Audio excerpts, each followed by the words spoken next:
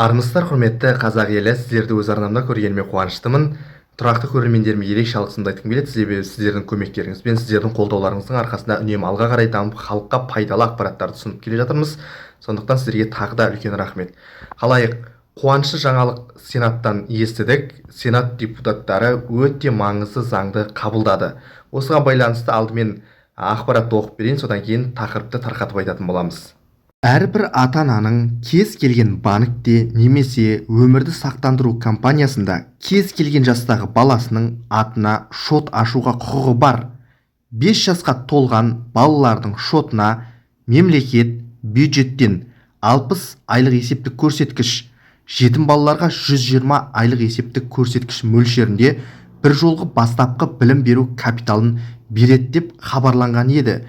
Міне енді осынау заңды Сенат депутаттары мақұлдады. Енді ойлап қараңыздар. 2024 жылғы айлық есептік көрсеткішпен есептейтін болсақ, яғни мемлекет беретін қаражат, балалардың оқуына бір жолғы қаражат, бұл 60 айлық есептік көрсеткіш болатын болса, 2024 жылғы айлық есептік көрсеткішпен есептесек, 221.520 теңге болады екен. Ал жетім балалар үшін 120 айлық есептік көрсеткіш 2024 жылғы айлық есептік көрсеткіштің негізінде есептейтін болсақ 443.040 теңге шамасында болады.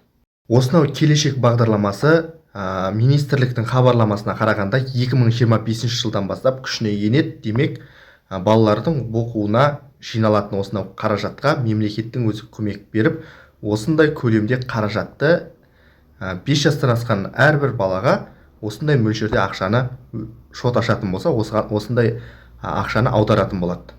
Ал сіздер қалай ойлайсыздар, бұндай көлемдегі сума балалардың оқуына жеткілікті ма? Мемлекеттің беріп жатқан осынау қаражаты, яғни бастапқы капитал дейміз ғой. Бұл бағдарлама туралы сіздің пікіріңіз қандай? Міндетті түрде комментарийге өздеріңіздің пікірлеріңізді жазып қалдырыңыздар.